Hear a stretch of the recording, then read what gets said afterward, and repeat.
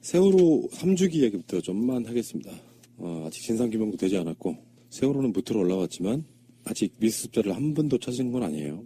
그리고 슬픈 3주기를 맞았고 3년이라고 하는 기간이 주는 의미, 3년 정도면은 중학교 졸업하고 대학교 들어가고 딱 그 정도 시간이 흐른 거예요. 근데 아직도 달라진 건 하나도 없다. 그것이 알고 싶다 혹시 보신 분 주말에? 네, 봤습니다. 거기에도 보면은 새록새록 생각들이 또 떠오르더만요. 왜 박근혜 정부는 그렇게 세월호에 대해서 그런 식으로 대처할 수밖에 없었을까? 정말 우리가 제기하는 것처럼 어떤 진짜 의혹이 있는 것인가? 아니면 단순하게 박근혜 정부에 피해가 갈까봐 나름 여론 조작 같은 걸 하려고 했던 것일까? 별 생각이 다 들게 만들더만요. 그리고 이제 가장 의혹 중에 하나는 해경을 해체시켜 놓고 나서 그 담당 직속 라인에 있는 사람들 다 승진시켰다는 게 지금도 전혀 이해가 가지 않아요. 해경의 실두를 찾던 그 당시에 언론에 얼굴을 드러냈던 모든 사람들이 지금 국민안전처의 실세 2위까지 돼 있는 그런 상황이더라고요. 실제로는 다 영전을 해버린 거지. 그 모든 게 다 진실을 덮는 데 있어서의 공로를 인정받은 거 아니겠어요?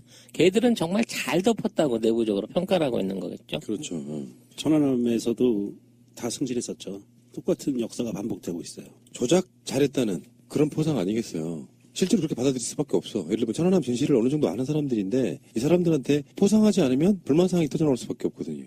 세월호 사건도 저는 마찬가지라고 봅니다. 저는 4월 15일 날 목포 신항을 갔었어요. 네, 갔는데 굉장히 많은 사람들이 목포 현지에서 가본 분도 계시고 서울에서 이제 단체로 관광차를 해가지고 그걸로 내려가신 그런 모임을 통해서 오신 분들도 많이 계시더라고요. 조계종, 또 이렇게 각 성당, 개신교 이렇게 기도처도 다 따로따로 되어 있고 각 종교 단체별로 거기에서 또 이제 모임도 갖고 하는 모습을 보고 정말 사람들의 관심이 전혀 식지 않았구나라는 생각이 들더라고요. 근데 이제 가보면 세월호는 저 멀리 보여요. 철조망을 쳐놓은 상태에서 아주 관계자가 아니면 그 안으로까지 들어갈 수는 없거든요. 바깥에서 멀리 보이는데 이제 그 노란 리본을 그 철조망 사이사이에 전부 다 걸은 그런 상태이고 바깥에서 또 이제 자원봉사 하시는 분들이 이렇게 오신 분들한테 차를 대접한다든가 하는 것이 이렇게 잘 이루어져 있더라고요. 그래서 거기에 이제 유가족 휴식처, 미수습자 휴식처 이렇게 따로 되어 있는데 거기에 계신 분들 또 그 떼약볕에서 그 와중에도 또 1인 시위처럼 이렇게 팻말 들고 쫙 열을 지어서 서 계신 분들 또 사진전 이런 것이 다 같이 이루어지고 있더라고요. 그날이 부활절하고 겹치는 날이었더라고요. 일요일이 부활절이었죠. 4월 16일이. 네, 정교적으로 그쪽에는 심취가 안 돼 있기 때문에 부활절의 큰 의미를 잘 모르고 있었는데 카톨릭 안에서는 또 2대 그 중요한 날 중에 하나인 거고요. 가톨릭도 그렇고 개신교도 그렇고, 그러니까 크리스마스가 예수 탄생일이고 부활절이 예수님이 부활하신 날이라서 두 개를 굉장한 명절로 치죠. 그러니까 그런 날에 이런 행사를 같이 가질 수 있다는 것 자체가 참 뭐랄까 가슴이 아련하게 저며오는 그런 감성이 있었는데 거기에 이제 정치가 끼어들기 시작하면서 우리한테 희망을 주는 정치인이 있기도 했고, 정말 입을 찢어버리고 싶은 소리를 했던 정치인도 있고. 아니, 그 와중에 그 교회를 가나? 홍준표는? 예. 그동안 정말 개념 없는 정치인도 있고 그랬었죠. 세월호 3주기 관련해서 안산에서 이제 합동으로 행사가 열렸는데 저는 거기서 그런 모습을 봤어요. 안철수 씨는 사실 항의받을 정도의 상황이었었거든요. 실제로 항의가 나왔었어요. 예. 왜 그러냐면은 국민의당이 또는 새정치민주연합의 지도부로 있을 때 세월호 사건을 덮으려고 하는 모습을 되게 많이 봤었거든요. 이해가 좀 안 됐던 측면인데 안철수 씨가 노란 리본을 차고 나왔던 게 불과 세월호 사건 나고 며칠 만에 노란 리본 안 달았던 걸로 저는 기억해요. 당시에 어떤 그 상황들이. 그러니까 목포신항 같은 데 이렇게 내려가서 보면 그 현장에서 찍혀서 올라오는 그 영상이나 사진 같은 거를 보면은 실제로 유가족들한테 대접 못 받아요. 그러면서도 이제 표를 얻기 위해서 이쪽 저쪽으로 막 다니면서 마치 세월호에 되게 관심이 많은 양 이렇게 이야기를 하고는 있지만 사실상 이 세력들은 지금 표를 얻기 위해서라도 세월호를 전면 내세우지를 못해요. 그런 측면도 한번 봐야 되는 것 같고요. 세월호의 진상규명은 문재인 대표의 현장에서 이제 발언이 있었습니다. 한 4, 5분 정도 되는. 정권 교체가 되고 나면 세월호 특조위를 100% 재가동시키겠다라고 약속을 했어요. 그것도 대통령 권한으로라도 그렇죠. 하겠다. 국회 동의 앞서. 동의 이제 없을 수가 없지. 한게 앞서서라도. 네. 네. 그렇게 해서 우리들 욕심 같으면 수사권도 주고 기소권까지 주는 형태로 정권이 바뀌면 분명히 양심 선언자들 전 나온다고 보거든요. 그런 사람들까지 같이 해가지고 자기 생사해탈이 달려있는데 어떻게 안 해요. 직접 당사자라고 하거나 이런 사람들 입장에서는 먼저 고백을 하면 사실 죄의 대부분이 사면되는 측면이 있거든요. 그런 측면까지 다 생각해서 세월호가 진상이 꼭 밝혀지기를 바라겠고요. 방송하는 우리들도 너무 세월호 이야기를 했더니 좀 세월호에 대해서 무뎌진 측면이 없지 않아 있어요. 우리들 이야기해봐야 남들이 안 들어주는 것 같은 그런 느낌이 좀 있고, 어찌됐건 이제 방송하는 오늘부터 선거운동 이제 본격적으로 시작이 됐는데 이 과정에서 한번 유심하게 지켜보시기 바랍니다. 선거 때만 국민들한테 온갖 좋은 말로 현혹하는 사람들도 있지만 한편으로는 평상시 때 세월호를 어떻게 대했는가가 저는 국민을 대하는 자세라고 봅니다. 아무튼 저는 이번 세월호 기억식 때 이 안철수와 홍준표의 정반대되는 행위 두 가지를 보면서 참 둘 다 스스로 욕먹을 짓을 하는구나 하는 생각을 했어요. 안철수 입장에서는 작년에는 와보지도 않았고 평상시 때는 그 세월호 마크도 안 찾은 사람이 거기 와가지고 기념사진만 찍고 가다가 방명록을 쓰면서 오늘이 며칠이죠? 이 얘기를 어떻게 할 수가 있는지 나는 4월 16일 상상을 못하겠어. 2017까지만 쓰고 오늘이 하다가 이제 시계를 보고 4월 16일을 이제 맞아 쓰고 딱 기자들이 볼까봐 이렇게 그러면서 쓰기는 기억하겠습니다, 잊지 않겠습니다라고 썼다는 거야 내용을. 아니 우리가 오죽했으면 잊지 말자고 팔찌나 이런데 0416이 쓰여 있잖아. 2014년 4월 16일. 근데 거기 와서 쓰면서 날짜를 헷갈린 거야. 이게 뭔 추모고 뭔 기억이야. 나는 안 까먹으려고 녹음실 비번을 4월 16일로 되게 많이 썼거든요. 그렇다고 까먹을 수 있는 숫자는 아닌데 오죽하면 보통 사람들이 오후 4시 16분에 알람 맞춰놓고 날마다 그것을 기억했잖아요. 아니 근데 이게 대선 후보가 되면 날짜에 무슨 트라우마가 생기는지 왜 이 방명록의 날짜 적는 문제가 왜 이렇게 많이 얘기가 돼요? 아니 근데 이보다 더한 건 홍준표의 언행이란 말이에요. 세월호는 정치적으로 이용해 먹는 세력들이 있기 때문에 난 거기 안 갔다라고 이걸 또 자랑스럽게 얘기를 하면서 뭐 DJ도 카페리 사고 있었지만 정치적으로 이용 안 했는데 왜 이러는 거냐 이따위 망발을 했어요. 안철수하고 정반대 입장인 거지. 세월호 희생자들을 추모하면서 유가족분들, 미수습자 가족분들, 그리고 고통을 나누어서 안아주신 안산 시민들, 진도 국민들께 위로 말씀드립니다. 아픔이 치유되어간 3년이 아니라 아픔이 갈수록 커져간 3년이었습니다. 세월호 참사는 아직도 진행 중입니다. 그러나 그냥 흘러간 3년은 아니었습니다. 우리 국민들은 세월호의 절망 위에서 우리 사회의 미래를 말하기 시작했습니다. 촛불도 새로운 대한민국의 다짐도 세월호로부터 시작되었습니다. 세월호의 아이들이 촛불광장을 밝혀준 별빛이 되었습니다.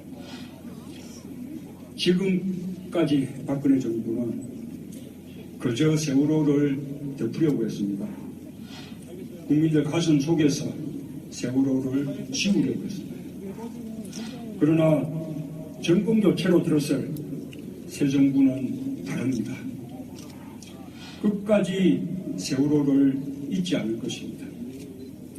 기억하고 실천할 것입니다. 지금 가장 중요한 것은 9명의 미수습자를 찾는 일입니다.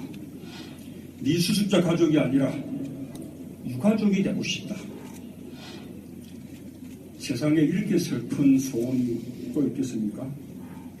현철이, 영희, 은화, 다윤이, 고창석, 양성진 선생님, 권재근님과 아들 혁규, 이영숙님, 이분들을 찾는 일에 최우선의 노력을 기울이겠습니다. 반드시 가족들 품으로 돌려드리겠습니다. 세월호는 그날의 진실을 알고 있다. 그날의 진실을 말해주기 위해 아이들이 돌아오기로 약속한 금요일에 돌아왔다. 우리 세월호 어머니들은 그렇게 믿고 계십니다. 저도 그렇게 믿습니다. 새 정부는 곧바로 제2기 특조위를 구성해서 모든 진실을 낱낱이 규명하겠습니다.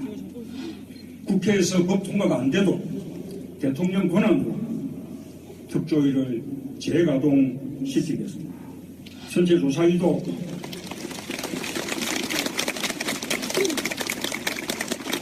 선체조사위도 최대한 빨리 인력과 예산을 배정해서 본격적인 활동을 할 수 있도록 하겠습니다.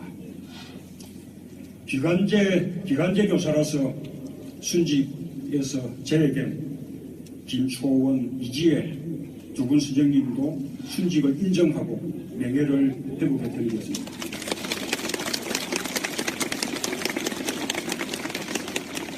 피해 재난지역 안산에 제대로 된 회복 조치가 이루어지지 않았습니다. 추모공은 굳이 선정도 안 됐습니다.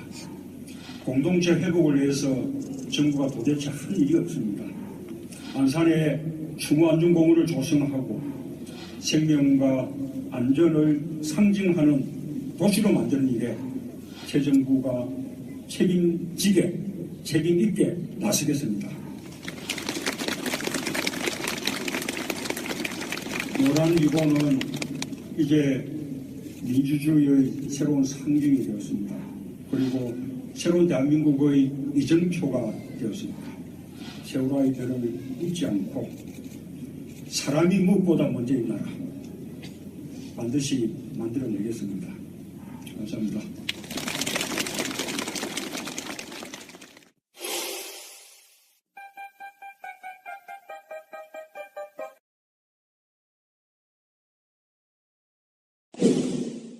장미대선, 네버랜드 같은 데 가면요, 이제 장미가 한참 필 시기가 돼가요. 원래는 벚꽃대선이라고 했었는데, 벚꽃은 지금 사실상 오늘 비로 다 집니다. 네, 다 졌어요. 그러면 이제 5월 달 초쯤 되면은, 네버랜드뿐만 아니라 뭐, 고양이네 어디네 꽃 관련된 곳에 가면 다 장미가 만발하는, 바로 그 장미대선 이야기를 한번 해보는데, 정확하게 22일 동안 공식 선거운동을 해요. 문재인 후보는 왜 대구에서 공식 선거운동을 시작했을까요? 대구에서 시작해서 광화문에서 끝내겠다. 라는 얘기, 그 전체적인 플랜인 거죠. 첫날은 대구에서 시작을 하고, 네. 저녁에는 전날 광화문에서 이제 하는데, 국민 여러분께 보고드립니다. 저 문재인 대통령 준비 끝냈습니다.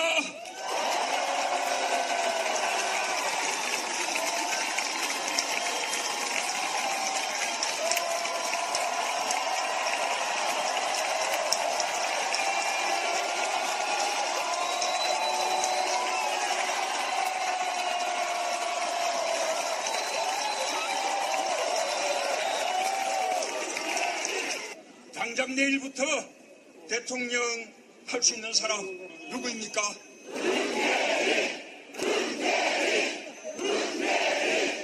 준비된 든든한 대통령 누구입니까?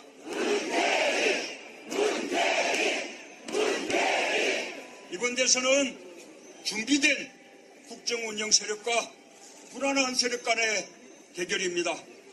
국회의원 40명도 안 되는 민의정당, 급조된 당이 이 위기 상황 속에서 국정을 감당할 수 있겠습니까? 원내 제1당 두 분의 국정운영 경험이 있는 유일 야당 어디입니까?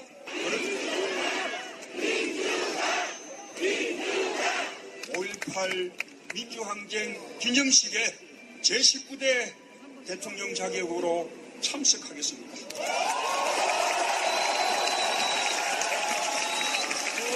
우리 국민들과 함께 목청껏 우리의 노래, 광장의 노래, 임을 위한 행진곡을 부를 것입니다.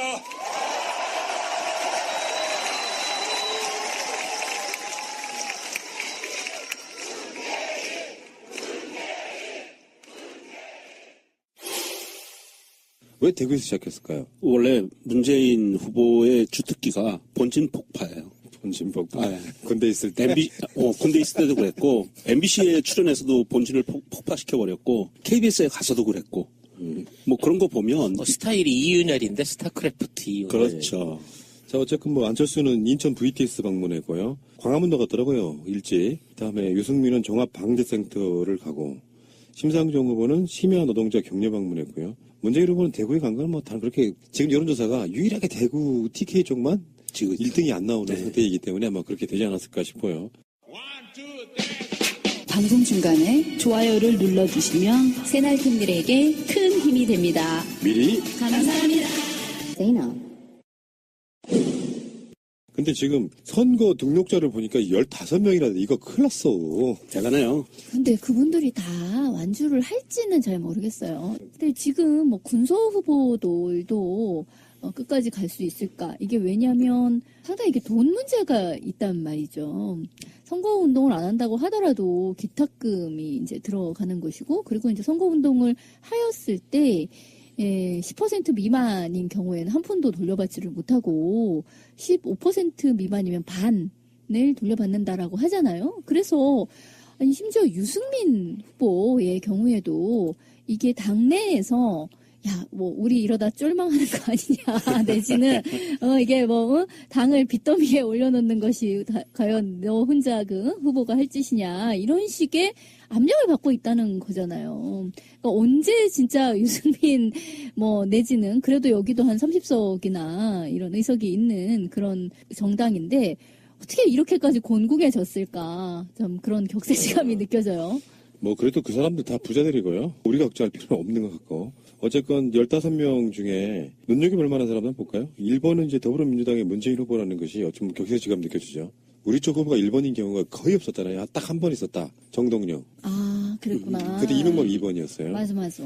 그리고 자유한국당의 홍준표, 3번은 국민의당 안철수, 4번은 바른정당 유승민, 5번은 정의당 심상정이고 여기까지 우리는 누구나 다 알아. 다 6번은 새누리당의 조원진. 이거는 새누리당에서 이건 이제 대구에 계시는 이제 노인분들이 굉장히 어렵게 뭐지? 막 이러면서 기호하고 당하고 안 맞는데? 막 이런 분들이 이게 있어요. 이거 6번 새누리당 조원진까지가 원내 정당이에요. 아, 그렇군요. 저번에 의석이 있는 며칠 전에 그 보궐선거 있었잖아요. 보궐선거에 굉장히 많은 분들이 그런 의혹을 제기하고 계시더라고. 거기에 지금 기호 2번이 대구 쪽에서는 좀 쓸다시피 했잖아요. 자유한국당에. 아, 그렇죠. 근데 이 사람들이 민심이 최순실 박근혜 게이트로 바뀌면서 나 야당 찍을 거 했던 사람들이 일본에 기호가 와서 바뀌면서 찍은 게 아니냐고.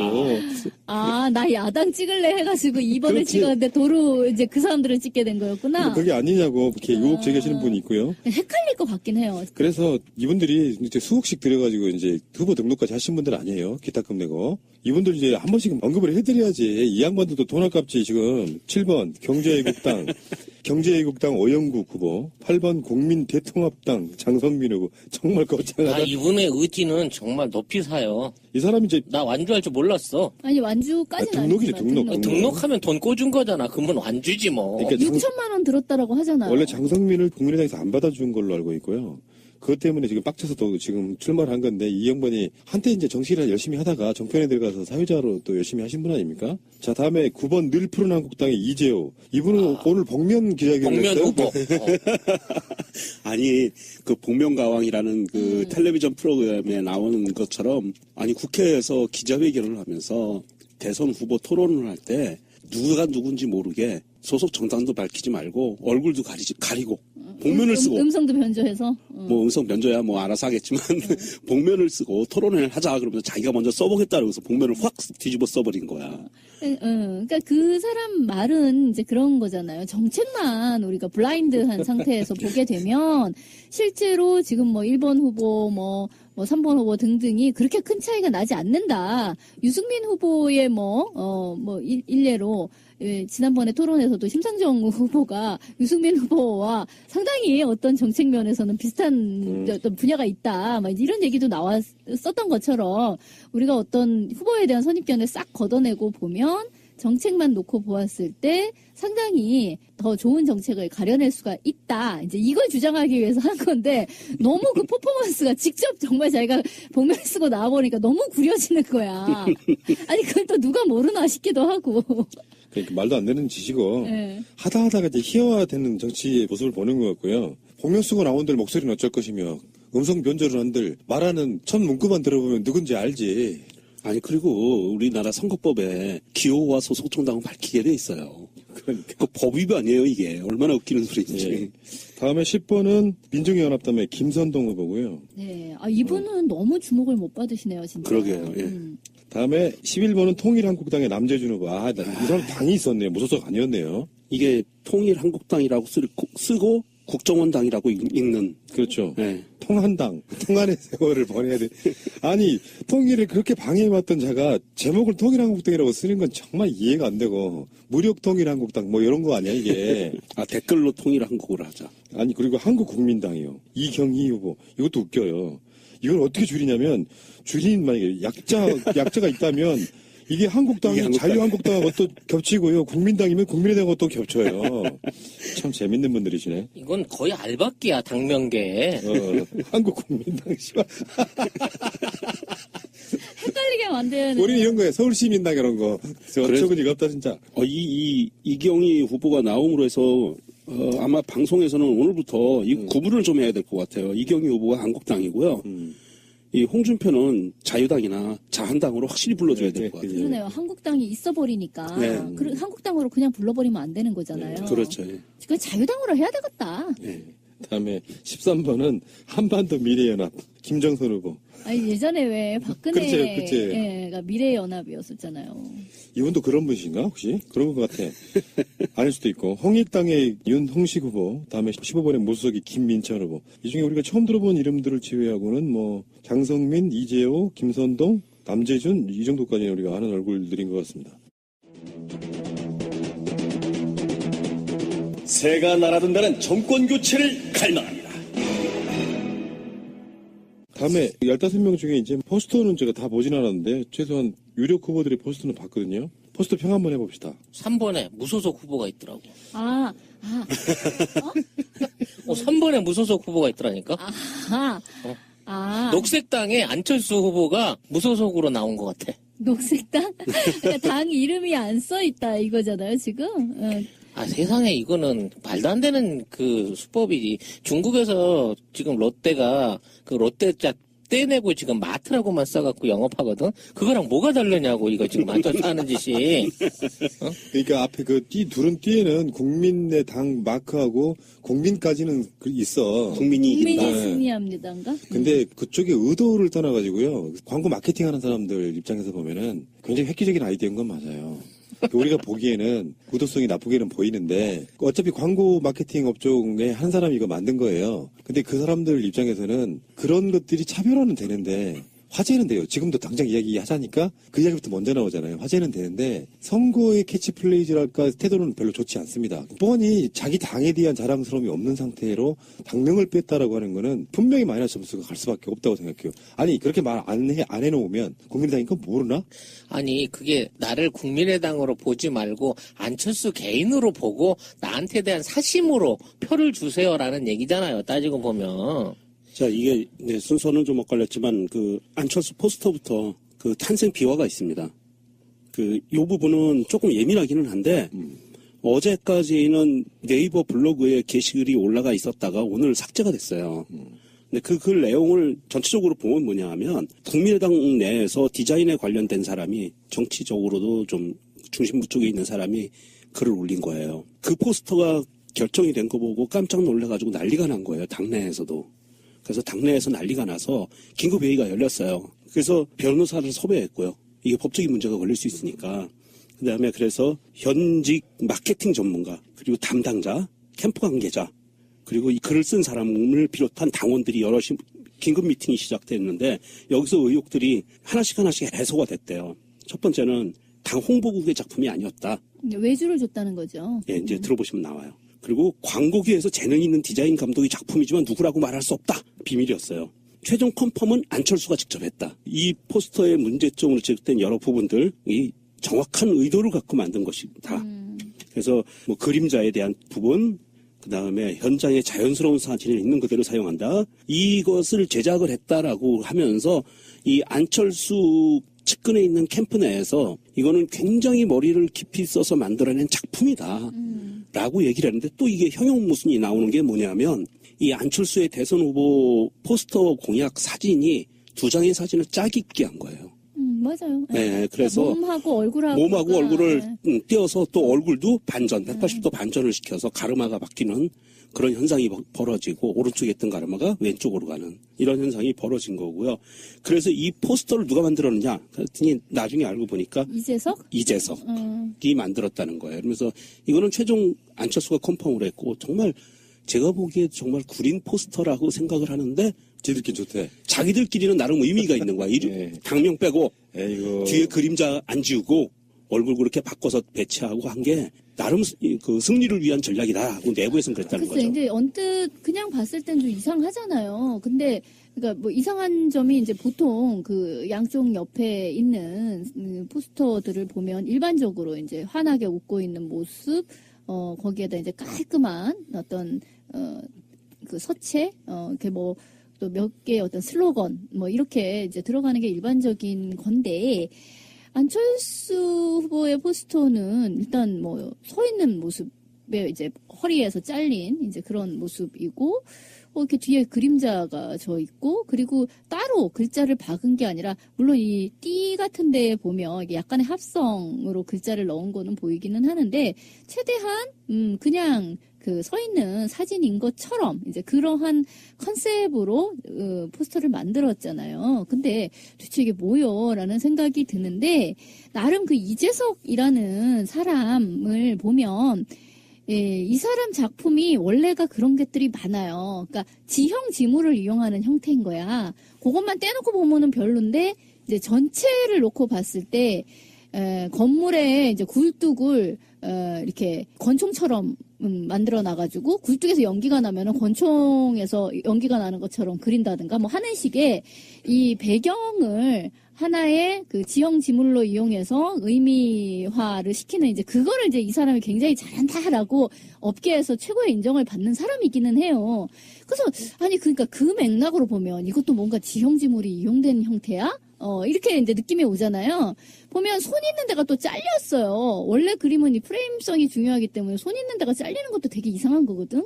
그리고 그림자가 져 있다. 이제 이게 이 원래 의도를 보아하니 양쪽에 이렇게 다른 후보들이 있고 자기가 가운데에서 3차원적으로 이렇게 밀고 나오는 것 같은 그런 형태를 지향했다고 읽을 순 있어. 근데 그게 과연 그렇게 효과적으로 어떤 사람들에게 긍정적인 어떤 효과를 낼 것인가? 그거는 또 좀 별개의 문제인 것 같아요. 그런데 그 이재석 씨가 포커스 뉴스하고 인터뷰를 했는데요. 경천동지의 뉴스가 또 떴어요. 왜 이재석 씨? 아니 이게 국민의당 내에서 얼마나 그럼 이게 혼란이 되고 있는지를 보여주는 거예요. 이재석은 이 안철수 포스터에 대해서는 자기는 자문만 했다. 자문만 했대요?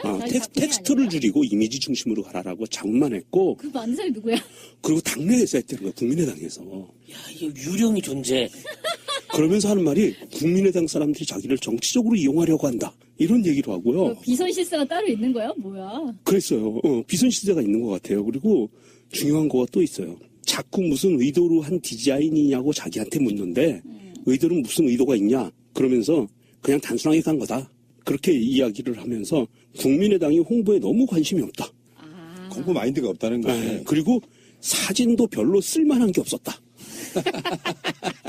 얼굴이 잘 나오면 몸이 없고 몸이 잘 나오면 표정이 안 좋고 그래서 합성한 거야. 이렇게 얘기를 한 거예요. 아니 새로 찍지 원래 않나요? 그렇다니까. 보통은? 원래 그런 컨셉으로 만들고 싶어서 시안이 여러 가지가 있었겠지. 그 중에 철수 성향으로 보면은 딱딱한 그런 것보다 자연스러운 남들보다 차별화되는 거를 골랐을 거라고 보고요. 우리가 그러니까 예술 작품은 만든 작가는 대충 만들었는데 온갖 사람들이 그것을 해석하기 나름으로 바라보고 있었던 거라고 보고요. 저는 그냥 네티즌들이 주장하는 대로 안랩이 너무 주가가 빠지니까 회사 살려보자고 V3 표현한 거다. 네. 그렇게 봐야 되지 아니, 않을까. 어떤 그 트위터리안이 쓴 글이 공감이 갔어요. 거래할 때 명함에 회사 이름도 없는 사람을 뭘 믿고 거래를 합니까? 라고 했고요. 근데 그 마케팅의 기본, 뭐 이재석이네 뭐 이런 사람 떠나가지고 마케팅의 기본은 소비자 입장에 생각하는 거예요. 그러니까 아까 말씀드린 것처럼 국민의당 후보인지 누가 모르냐고. 그러면은 걔네들이 이렇게 이야기할 수 있어요. 다 하니까 일부러 안 넣었다고 할 수 있겠지만 누구나 다 넣는 태도의 문제에 있어서 국민당을 뺐다라고 하는 것은 누가 봐도 나는 국민의당의 후보가 아니고 문재인이 반대하는 모든 법여권 후보들 다 나한테 찍어줘 요 의도가 보인다고 하니까 오히려 더 사악해 보이는 거예요. 어떻게 면에서 보면. 화제성은 확실하게 있어요. 마케팅에 성공한 건 아니에요. 어그로를 끌었지. 어그로 끈 거지. 어그로를 확실히 끌었어요. 근데 그냥 이제 그래 어그로 끈 거야. 이제 잠깐 이제 얘기를 해줄 수는 있는 거고 전체적인 어떤 퀄리티를 놓고 보자라고 했을 땐 확실하게 2번 홍준표의 포스터는 진짜 구리더라. 이거는 뭐랄까 색감도 그렇고요. 굉장히 이게 90년대 내지는 2000년대 초반 포스터처럼 되게 올드해요. 아, 올드한 걸 노린 것 같아요. 그러니까 고색 창렬한 거 네, 네. 그걸 또 좋아하시는 분들에게 어필을 해야 되니까. 그러니까 70년대, 80년대 선거 포스터에서 많이 눈에 익었던 그렇죠. 연세 드신 분들이 보면 옛날 생각을 할 수가 있거든요. 예. 90년대 하여튼 한 뭐 중반 대충 그런 느낌의 어떤 색감이라든가 이런 것이고 근데 그거에 비해서 1번 포스터는 확실하게 색감이나 이런 거는 정말 세련되고요. 어떤 인물의 어떤 표정이나 앵글 이런 것도 정말 잘 정제되고 안정된 그런 실력 있는 작품이로구나라는 생각이 들어요. 그래서 일테면 왜 과거에도 정당 간 비교를 해보자면 어쨌든 정당 시스템으로 보았을 때 한나라당이 뭔가 나름 선거를 뭐 하는 그 기술적인 측면 이런 거에서 상당히 앞서 있다 이런 얘기를 많이 했었잖아요. 예, 그때 근데, 한나라당이 새누리당이 여의도 연구소가 존재할 때까지는 예. 그런 얘기를 했을 때, 그러니까 쟤네가 도덕적으로 굉장히 나쁘지만 어쨌든 기술적인 측면에서는 나름 앞섰다. 이제 이런 얘기를 할 적에 약간 부러워했던 그런 측면이 있었는데 그거는 이제 완전히 따라잡고 역전시켰다라는 생각이 들어요. 그러니까 정말 퀄리티는 참 좋다 이런 생각이 들고 그래서 과거에 1번 열심히 찍었던 사람들 입장에서는 우리 거 1번이요 라고 정말 찍는 어떤 그런 착각이 일어날 정도로 그렇게 보여요. 그리고 솔직히 심상정 후보의 포스터도 정말 일신 우일신 했구나라는 생각이 들어요. 왜 정의당 그렇지. 그 카피 만들고 왜 저번에 총선 때도 이렇게 여자 모습 이렇게 뒷모습 이렇게 찍은 거라든가 이런 게 나름 굉장히 세련됨을 추구하고 심상정 후보가 가지고 있는 이제 거기에 카피에도 노동이 중시되어 나오잖아요. 근데 그게 이제 과거에 이를테면 노조좁기 입고 그런 어떤 강경 노선을 사람들이 생각할 수도 있는데 심상정 후보에 대해서 너무나 온화한 정말 심블리라고 요즘 불리는 그런 어떤 표정 분위기를 포착해내고 또 옆모습으로 이렇게 찍은 거 또 색감 이런 거는 정말 참 잘 뽑아냈다라는 생각이 들더라고요. 저는 조원진 포스터가 압권이라고 생각합니다. 왜? 자기 포스터 옆에 박근혜 사진을 같이 붙였어. 그래서 나도 못 봤어. 그리고 박근혜가 거기 꼭 대통령 되세요라고 응원 문구를 하고 있는 거를 정말 선거 포스터로 쓴 거야. 나 이게 공식 포스터로 이거 어떻게 이게 가능하지 싶은 거야. 자기 선거하는데 박근혜 사진을 같이 붙여? 그러니까 이게 박근혜 사진이요. 그냥 일상 사진도 아니고 연계해서 이렇게 말씀하시는 무슨 정말 종교적으로 맞아. 보이는 돌아가신 선친이나 어떤 그 마리아나 뭐 그렇지. 딱 그 성모 마리아가 후광에서 싹 그 온화하게 비춰주듯이 그런 류의 그걸 쓰면서 자기 마이크 들고 잠바 입고 소리 지르는 사진을 이걸 딱 썼어. 야, 태극기 애국신당 새누리당. 난 진짜 나 이 사람 4등 할 것 같아. 4등까지요? 난 왠지 4등에 올라가지고 뭔가 좀 그 남아있는 잔당들의 어떤 마지막 보루? 마지막 보루이자 어떤 안식처가 될 수 있는 정말 이번에 아주 제대로 그 분리수거 그 코너를 하나 만들었다는 생각이 들 정도야. 아니, 재밌어요. 재밌는데 저는 이제 그 어떤 인상 예술 쪽으로 후보자 5명을 좀 그 포스터를 분석을 해봤었어요.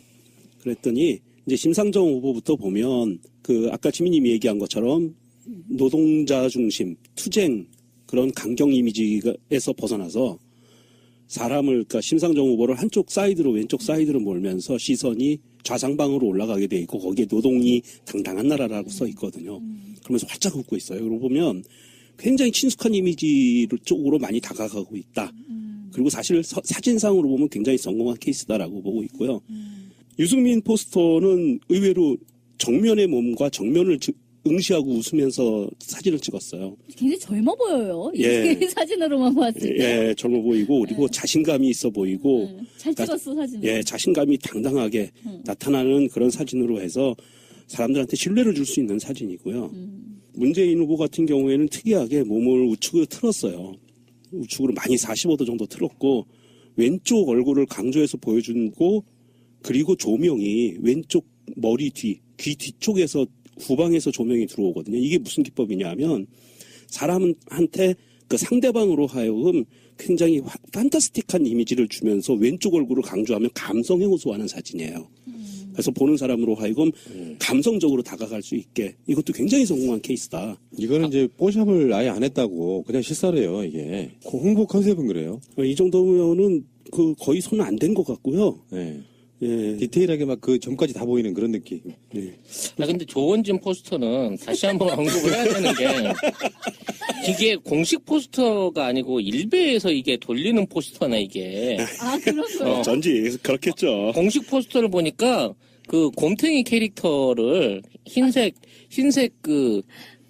자기가 곰이다 이거야? 자기하고 비슷하게 생긴 곰탱이 캐릭터를 아. 그 빨간 그 태극마크 입은 흰 티셔츠를 입혀서 같이 얹어놨어요. 아. 그러니까 나름 뭐 귀여움을 추구한 것 같은데 이거를 갖다 일종의 패러디한 게 지금 박근혜가 집어넣은 포스터가 말이 안 일베를 통해서 돌고 있는 건데 아니 공식 포스터는 아니었네. 근데 이 조원진이 이 곰하고 연계해가지고 이 포스터를 내고 나서 두산 베어스 팬들이 욕을 그렇게 한대. 이 새끼 때문에 지금 야구가 안 된다고. 아 진짜 그 트위터에서 그러고 나온다니까. 가뜩이나 야구한 데서 짜증나 죽겠는데 포스터도 저따윈 걸 붙였다고. 곰은 왜 나온 거예요, 진짜? 뭐 신경 쓸 일이 뭐가 있어. 넘어가겠습니다. 이게 이제 길거리 지나가면 오늘부터 일제히 붙어요.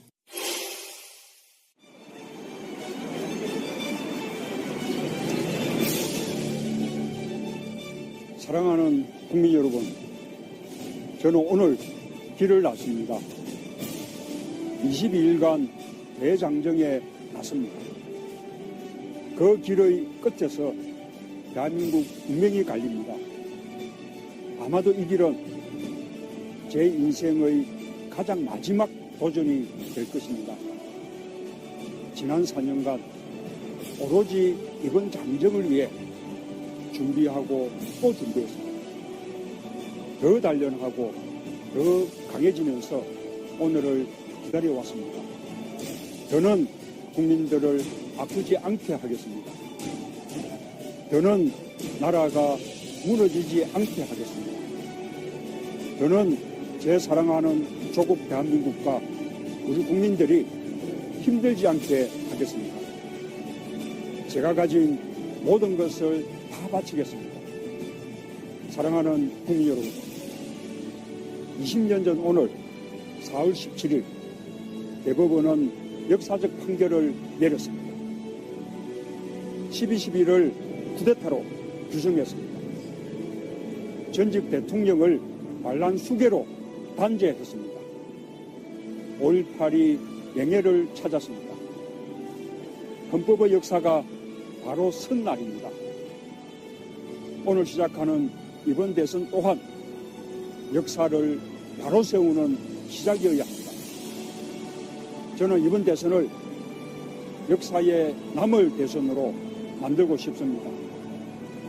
사상 최초로 전국적 지지를 받은 첫 대통령, 사상 최초의 대통령 탄핵 상황을 극복하고 민주적 헌정 질서를 우뚝 세운 대통령, 15년, 20년 민주정부 개혁의 틀을 세운 첫 대통령, 한 시대의 종언을 고하고 시대교체, 정치교체, 세대교체의 문을 연 첫 대통령, 그런 대통령을 만든 역사적 대선으로 만들고 싶습니다. 절박한 소망입니다. 거기를 오로지 국민만 보고 국민만 믿고 가겠습니다. 여기까지 온 것도 국민 덕분이요. 앞으로 가야 할 이유도 국민입니다. 반드시 이길 것입니다. 기필코 승리할 것입니다. 22일 후 승리를 보고드리겠습니다. 감사합니다.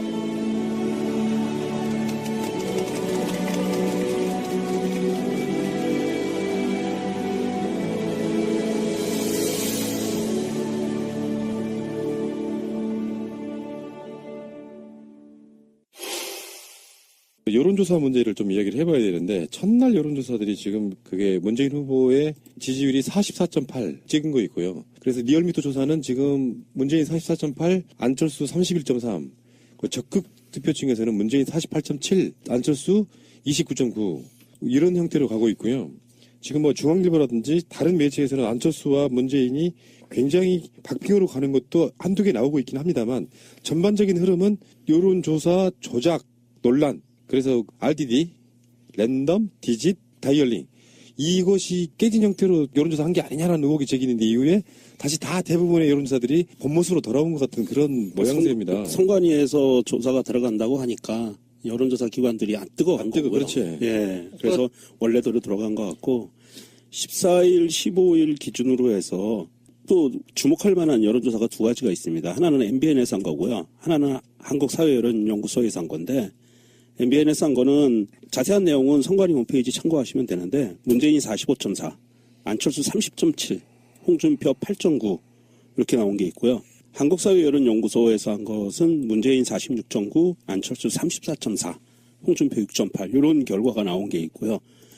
이번에 리얼미터 여론조사 나온 거는 CBS에서 나온 거고요.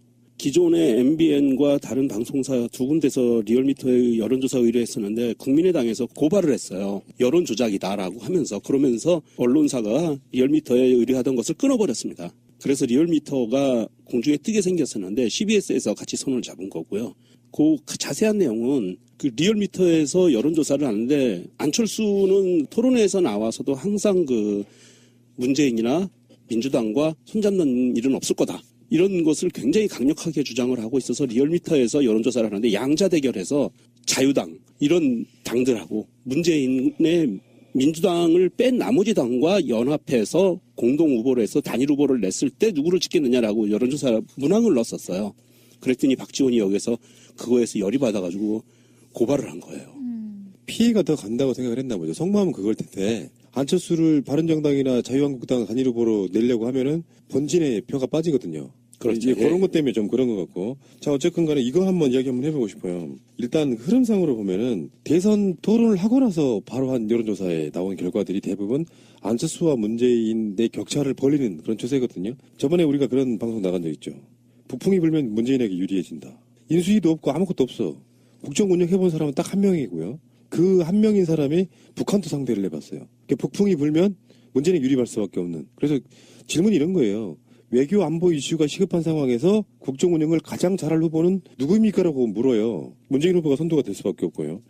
전반적으로 그렇게 지금 현재 여론조사 나타나는 거 보면 안철수를 지지하려고 했던 사람들이 언론에 의해서 여론조사 기관에서 좀 부풀려진 측면도 있고 대선 토론을 보고 나서 또는 사실 안철수는 사실상 첫 검증 받고 있는 거잖아요. 네. 유력 후보다 보니까. 첫 검증이죠. 그러니까 막 부인 뭐 의혹이라든지 이런 것들이 계속 수면으로 떠오르면서 부인 문제는 제가 봐도 굉장히 심각하더만요. 그게 예. 그런 것들이 검증이 되면서 지지율이 확 빠진 측면이 저는 있다고 봐요.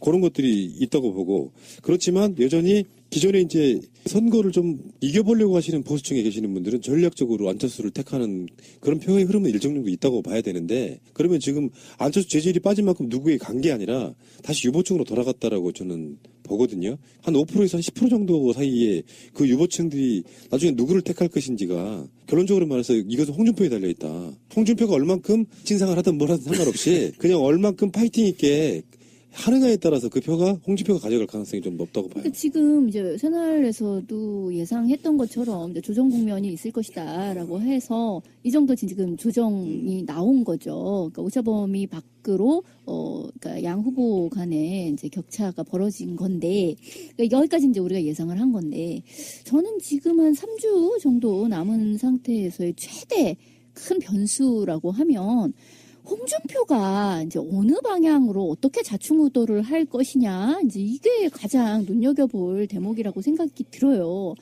그러니까 뭐냐면 뭐 도대체 홍준표의 욕망이 뭐냐, 이제 이거를 우리가 이제 봐야 될 텐데 사실 홍준표는 우리가 이제 알다시피 그 사람이 뭐 대통령 하려고 지금 여기 선거에 나온 건 아니고 그 이후에 당권을 자기네 당 안에서 얼마나 잡을 수 있느냐, 입지를 탄탄히 굳히느냐. 뭐 이게 문제인 거잖아요. 근데 여기에는 이제 여러 가지 변수가 들어 있는 거죠.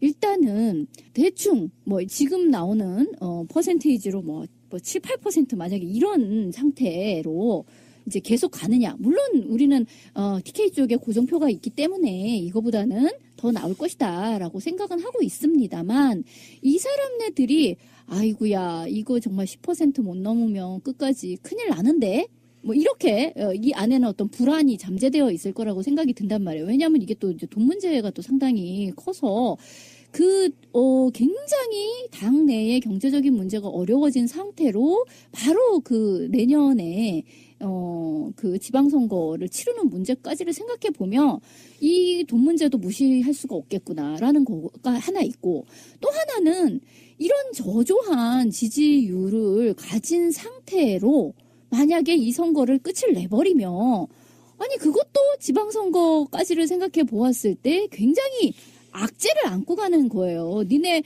마지막까지 갔는데 뭐 8%야 만약에 이제 그걸로 만약에 끝이 난다라고 하면 그거 가지고 지방선거 치러내는 것도 이 사람들한테 큰 부담이 된단 말이에요.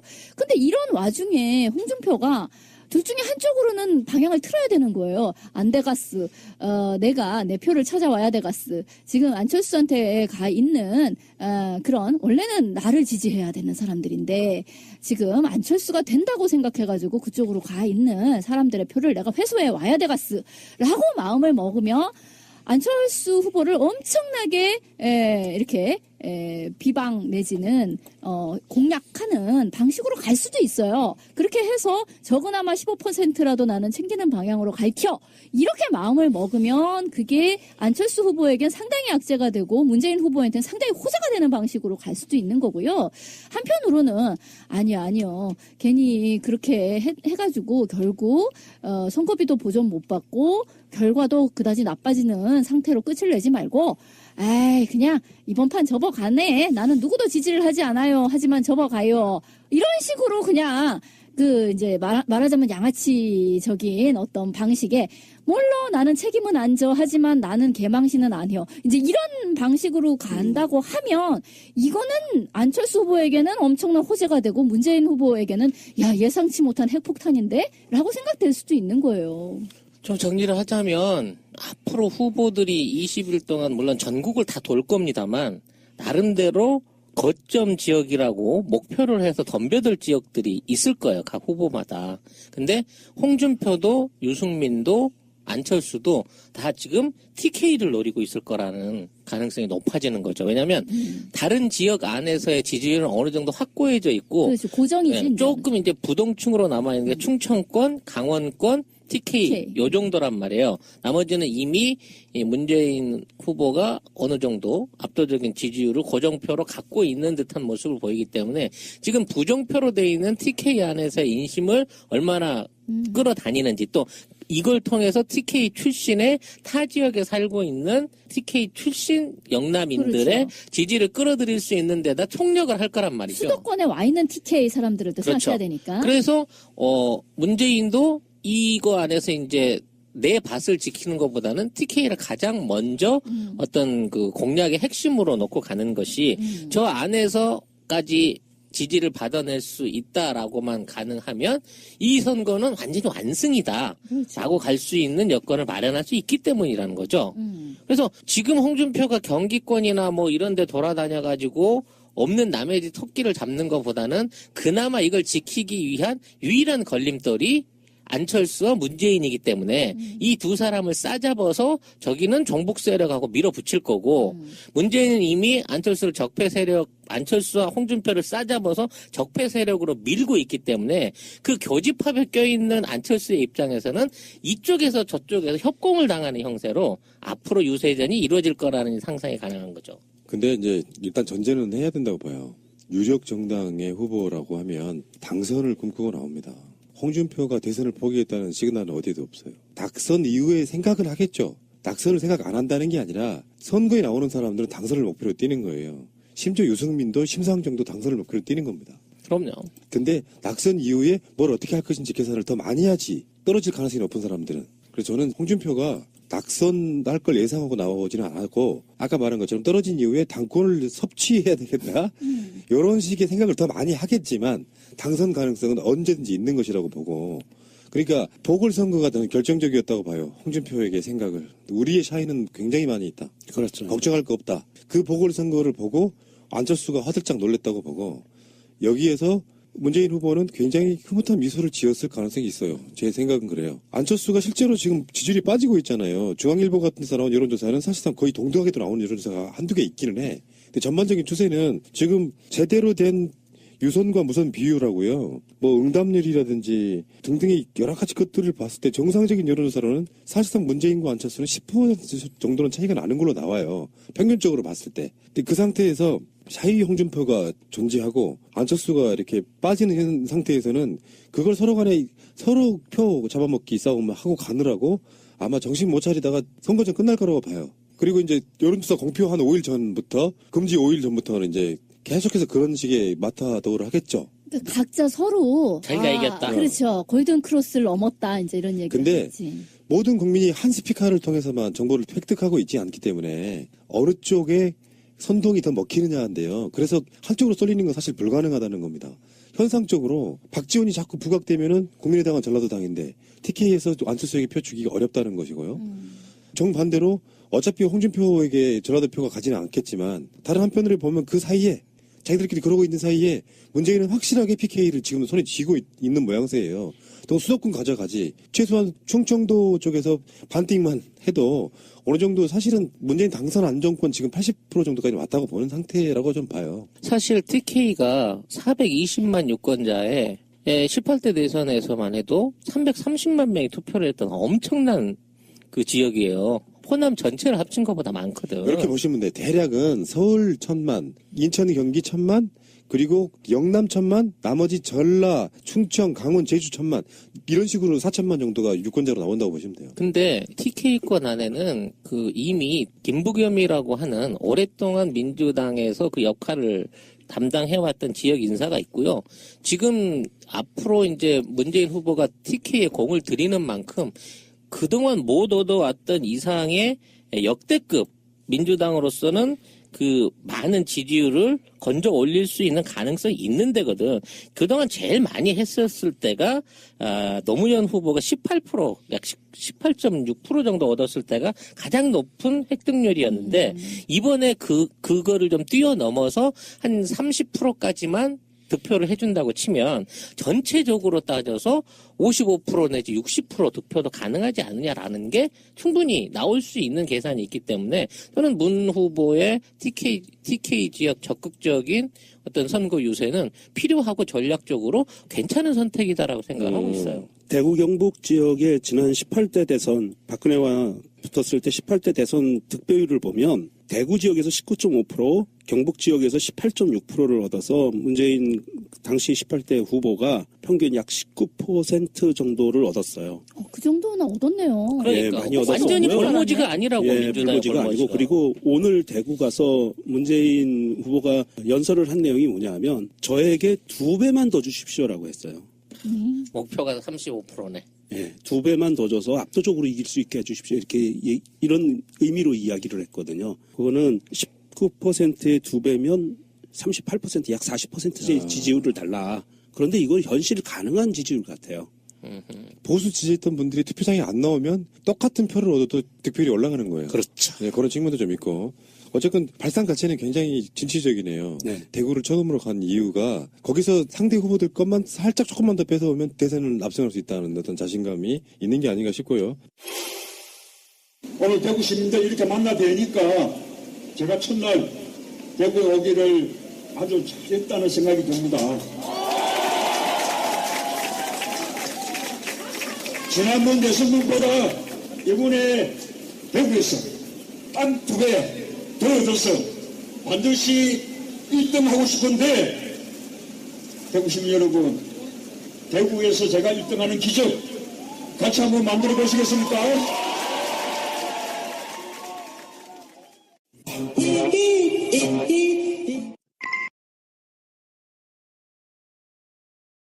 세월호 3주기 이야기부터 좀만 하겠습니다. 아직 진상규명도 되지 않았고 세월호는 무트로 올라왔지만 아직 미수습자를 한 번도 찾은 건 아니에요.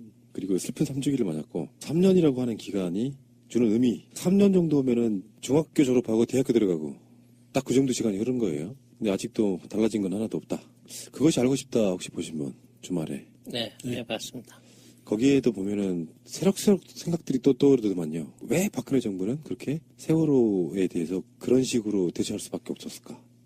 정말 우리가 제기하는 것처럼 어떤 진짜 의혹이 있는 것인가? 아니면 단순하게 박근혜 정부에 피해가 갈까봐 나름 여론 조작 같은 걸 하려고 했던 것일까? 별 생각이 다 들게 만들더만요. 그리고 이제 가장 의혹 중에 하나는 해경을 해체시켜 놓고 나서 그 담당 직속 라인에 있는 사람들 다 승진시켰다는 게 지금도 전혀 이해가 가지 않아요. 해경의 실두를 찾던 그 당시에 언론에 얼굴을 드러냈던 모든 사람들이 지금 국민안전처의 실세 2위까지 돼 있는 그런 상황이더라고요. 실제로는 다 영전을 해버린 거지. 그 모든 게 다 진실을 덮는 데 있어서의 공로를 인정받은 거 아니겠어요? 걔들은 정말 잘 덮었다고 내부적으로 평가를 하고 있는 거겠죠. 그렇죠. 천안함에서도 다 승진했었죠. 똑같은 역사가 반복되고 있어요. 조작 잘했다는 그런 포상 아니겠어요. 실제로 그렇게 받아들일 수밖에 없어. 예를 들면 천안함 진실을 어느 정도 아는 사람들인데 이 사람들한테 포상하지 않으면 불만 사항이 터져나올 수밖에 없거든요. 세월호 사건도 저는 마찬가지라고 봅니다. 저는 4월 15일 날 목포 신앙회를 갔었어요. 네, 갔는데 굉장히 많은 사람들이 목포 현지에서 가본 분도 계시고 서울에서 이제 단체로 관광차를 해가지고 그걸로 내려가신 그런 모임을 통해서 오신 분들도 많이 계시더라고요. 조계종, 뭐 또 이렇게 각 뭐 성당, 뭐 개신교 이렇게 기도처도 다 따로따로 되어 있고 각 종교 단체별로 거기에서 또 이제 모임도 갖고 하는 모습을 보고 아 정말 사람들의 관심이 전혀 식지 않았구나라는 생각이 들더라고요.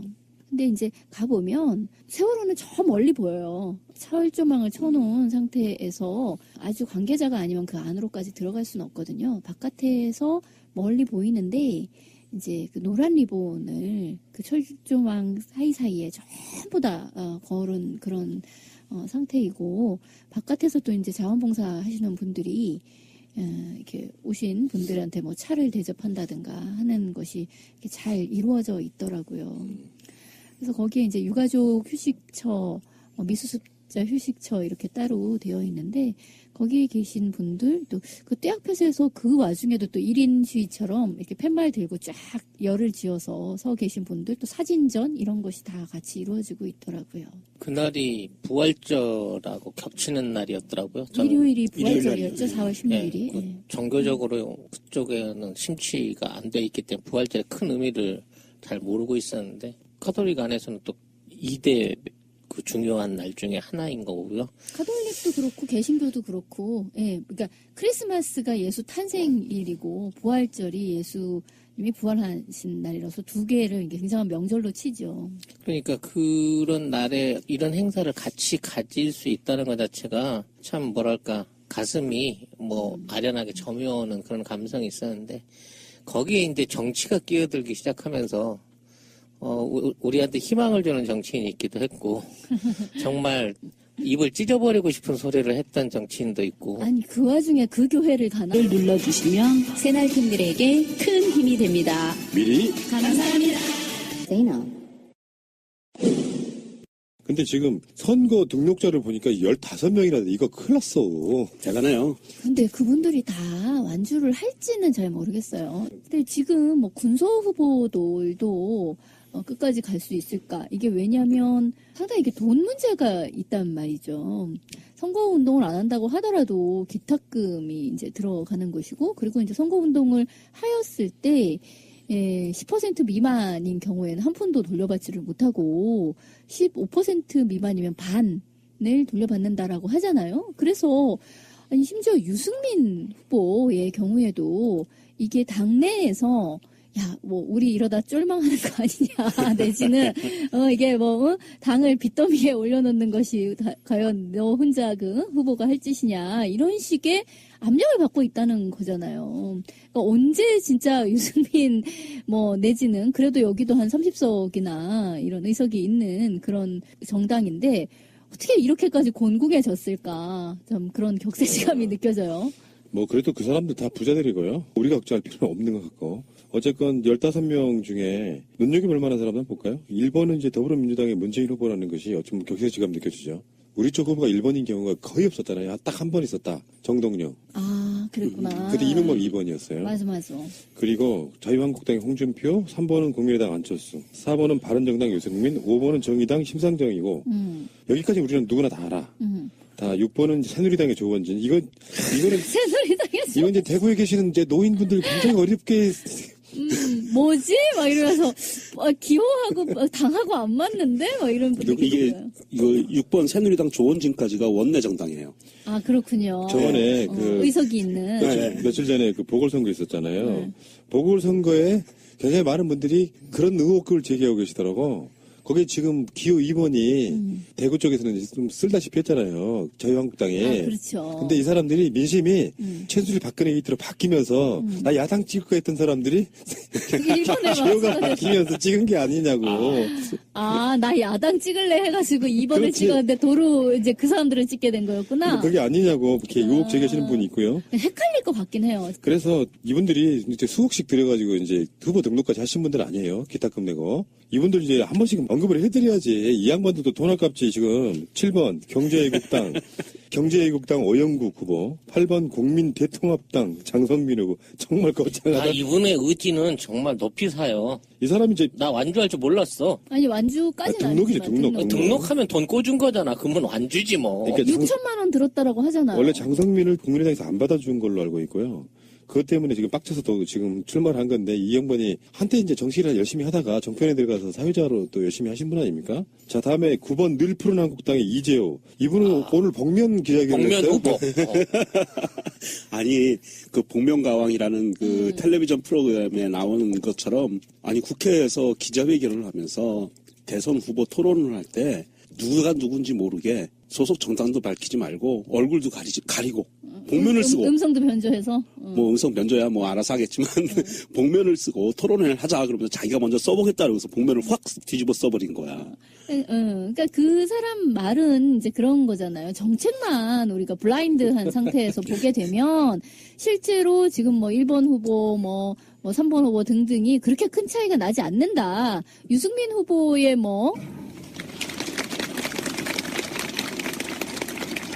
노란 리본은 이제 민주주의의 새로운 상징이 되었습니다. 그리고 새로운 대한민국의 이정표가 되었습니다. 세월호의 별을 잊지 않고 사람이 무엇보다 먼저인 나라 반드시 만들어내겠습니다. 감사합니다.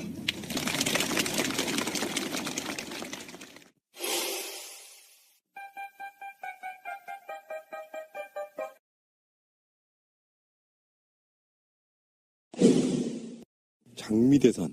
네버랜드 같은 데 가면요, 이제 장미가 한참 필 시기가 돼가요. 원래는 벚꽃 대선이라고 했었는데, 벚꽃은 지금 사실상 오늘 비로 다 집니다. 네, 다 졌어요. 그러면 이제 5월 달 초쯤 되면은, 네버랜드뿐만 아니라 뭐, 고향이네 어디네 꽃 관련된 곳에 가면 다 장미가 만발하는, 바로 그 장미대선 이야기를 한번 해보는데, 정확하게 22일 동안 공식 선거운동을 해요. 문재인 후보는 왜 대구에서 공식 선거운동을 시작했을까요? 대구에서 시작해서 광화문에서 끝내겠다. 라는 얘기, 그 전체적인 플랜인 거죠. 첫날은 대구에서 시작을 하고, 저녁에는 전날 광화문에서 이제 하는데, 국민 여러분께 보고드립니다. 저 문재인 대통령 준비 끝냈습니다.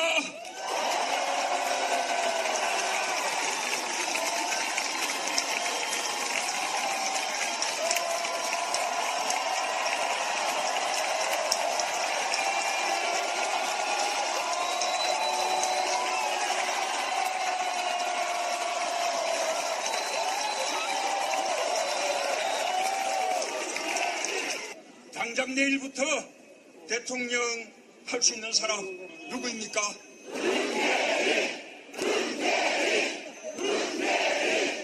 준비된 든든한 대통령 누구입니까?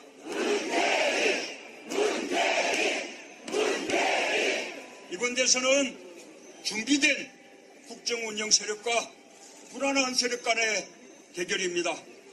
국회의원 40명도 안 되는 민의정당, 급조된 당이 이 위기 상황 속에서 국정을 감당할 수 있겠습니까? 원내 제1당 두 분의 국정운영 경험이 있는 유일 야당 어디입니까?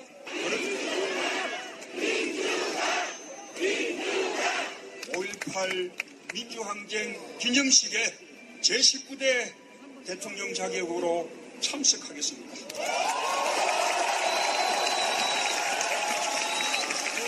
우리 국민들과 함께 목청껏 우리의 노래, 광장의 노래, 임을 위한 행진곡을 부를 것입니다.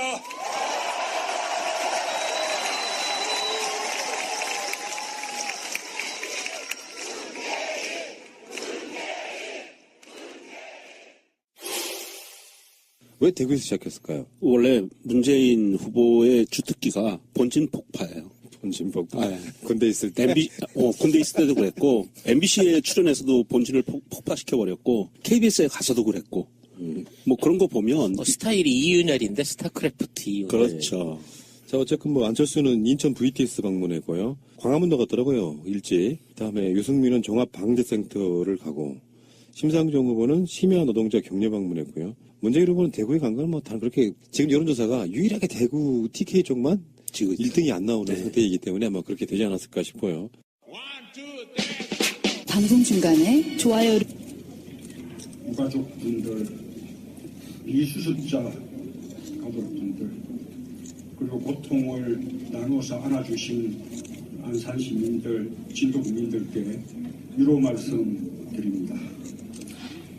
아픔이 치유되어간 3년이 아니라 아픔이 갈수록 커져간 3년이었습니다. 세월호 참사는 아직도 진행 중입니다. 그러나 그냥 흘러간 3년은 아니었습니다. 우리 국민들은 세월호의 절망 위에서 우리 사회의 미래를 말하기 시작했습니다.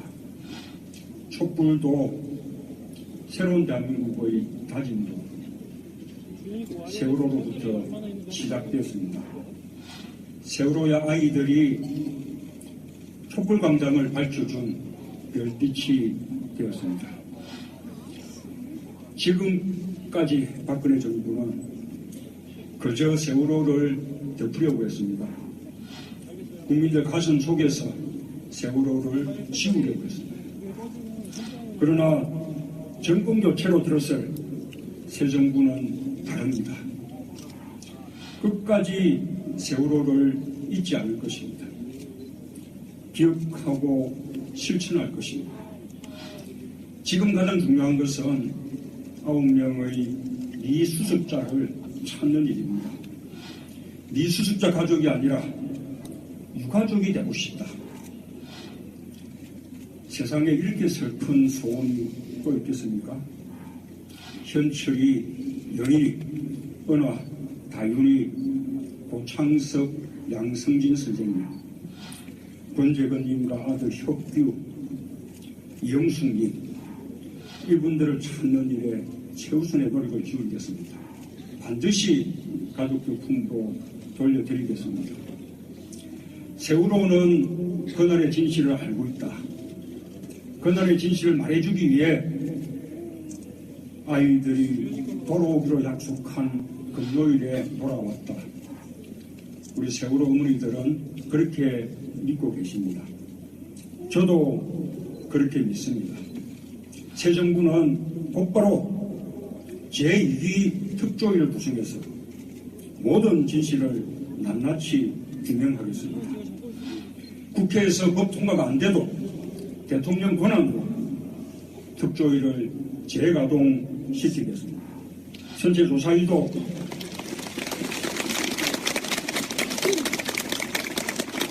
선제조사위도 최대한 빨리 인력과 예산을 배정해서 본격적인 활동을 할 수 있도록 하겠습니다. 기간제 교사라서 순직에서 제외된 김초원, 이지혜 두 분 수장님도 순직을 인정하고 명예를 회복해 드리겠습니다.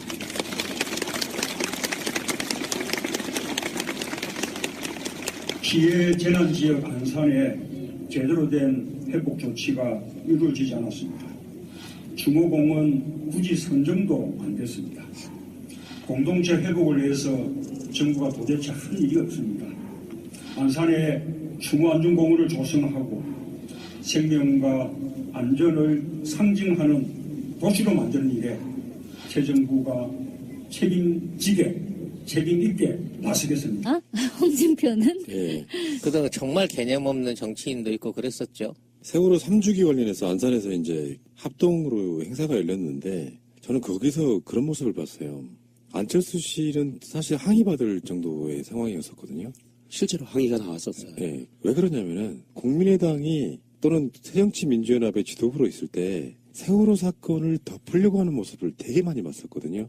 이해가 좀 안 됐던 측면인데 안철수 씨가 노란 리본을 차고 나왔던 게 불과 세월호 사건 나고 며칠 만에 노란 리본 안 달았던 걸로 저는 기억해요. 당시에 어떤 그 상황들이. 그러니까 목포신항 같은 데 이렇게 내려가서 보면 그 현장에서 찍혀서 올라오는 그 영상이나 사진 같은 거를 보면은 실제로 유가족들한테 대접 못 받아요. 그러면서도 이제 표를 얻기 위해서 이쪽 저쪽으로 막 다니면서 마치 세월호에 되게 관심이 많은 양 이렇게 이야기를 하고는 있지만 사실상 이 세력들은 지금 표를 얻기 위해서라도 세월호를 전면 내세우지를 못해요. 그런 측면도 한번 봐야 되는 것 같고요. 세월호의 진상규명은 문재인 대표의 현장에서 이제 발언이 있었습니다. 한 4, 5분 정도 되는. 정권 교체가 되고 나면 세월호 특조위를 100% 재가동시키겠다라고 약속을 했어요. 그것도 대통령 권한으로라도 그렇죠. 하겠다. 국회 동의 앞서. 동의 이제 없을 수가 없지. 단계 앞서서라도. 네. 네. 그렇게 해서 우리들 욕심 같으면 수사권도 주고 기소권까지 주는 형태로 정권이 바뀌면 분명히 양심선언자들 전 나온다고 보거든요.